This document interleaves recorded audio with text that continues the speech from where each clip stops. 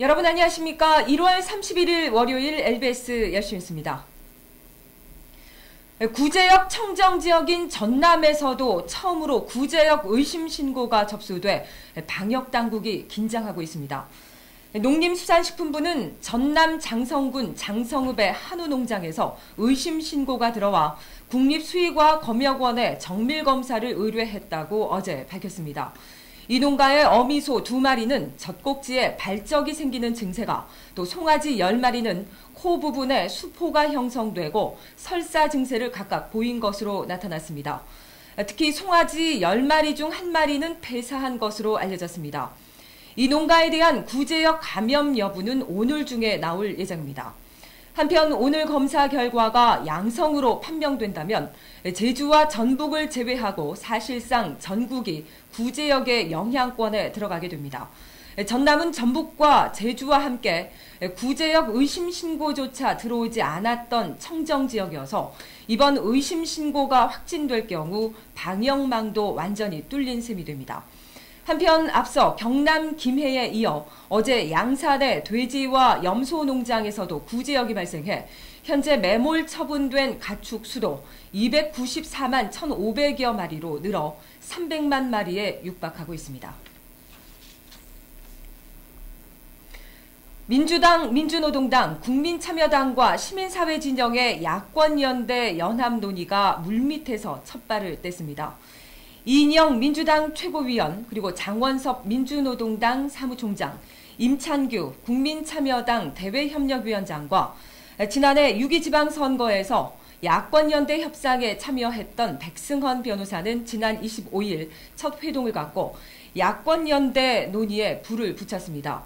이날 네 사람은 일종의 상견례를 갖고 내달부터 연대를 위한 본격적인 논의를 이어가기로 했습니다. 장원섭 사무총장은 첫 모임은 단순히 저녁 식사를 하며 인사를 나누기 위한 자리였다면서 야권연대에 대한 본격적인 논의는 2월이나 되어야 할 것이라고 전했습니다. 이런 가운데 민주당의 기득권 문제를 두고 불신하는 목소리가 여전히 다른 야당에 팽배한 데다 민주당도 스스로 타협과 양보를 하겠다는 담론만 제시할 뿐 이렇다 할 움직임도 보이지 않고 있어서 귀추가 주목되고 있습니다. 민주당이 증세 없는 무상복지로 정책의 가닥을 잡았습니다. 민주당은 어제 무상복지 재원조달 방안 기획단이 마련한 방안을 기초로 재정 건전성을 훼손하지 않으면서 지속적 시행과 재원조달이 가능한 범위에서 보편적 복지 정책을 추진하기로 했습니다.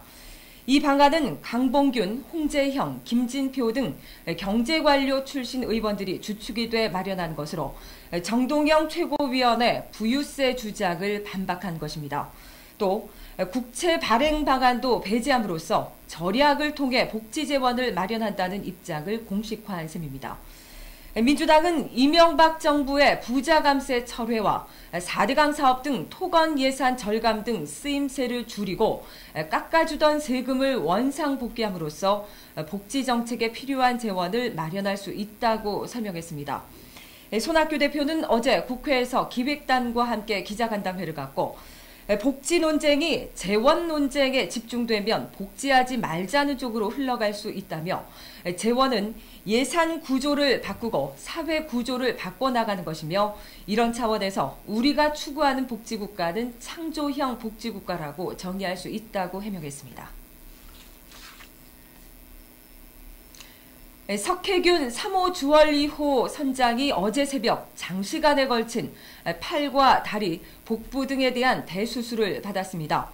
석혜균 선장은 어제 새벽 0시 15분부터 총상으로 여러 조각으로 분수해된 왼쪽 팔과 다리, 괴사한 조직과 고름, 그리고 다리에 박힌 총알 2개를 제거하는 수술을 받았습니다. 석혜균 선장의 수술은 이국종 중증외상센터장과 왕희정 일반외과 교수 등이 집도했습니다. 석 선장의 수술은 3시간 10분이 소요됐으며 석 선장은 현재 수술 부위의 2차 감염을 예방하기 위해 항생제를 투여받고 안정을 취하고 있는 중입니다. 아주대 병원 측은 통상 수술 후 12시간이 지나야 1차적으로 환자의 수술 경과를 파악할 수 있다며 석선작의 건강 상태가 호전되는 대로 폐혈증을 집중 치료하고 연부 조직과 골절 부위도 단계적으로 수술하겠다는 방침입니다.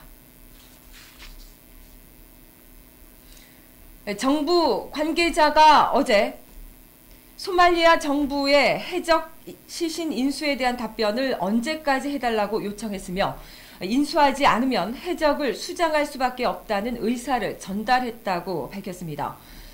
정부가 해적 시신의 수장을 검토하고 있는 것은 해적 시신을 실었다는 이유로 3호 주얼리호의 입항 허가가 나오지 않아 선원들의 귀국이 늦어지고 있기 때문입니다. 이와 관련해 일부 국가들이 교전 중 사살한 해적의 시신을 비공식적으로 바다에 수장한 사례가 있고 국제법적으로도 수장이 문제가 없다는 의견도 있으나 국제사회와 여론의 문매를 맞을 가능성도 제기되고 있는 상황입니다. 정부 관계자는 수장을 한다면 공해상에서 3호 주얼리호에서 해야 하는 만큼 3호 해운 측과 이 문제를 협의하고 있다고 덧붙였습니다. 1월 31일 월요일 LBS 열심히 뉴스를 마칩니다. 다음 뉴스는 오후 6시에 보내드립니다. 김현선이었습니다.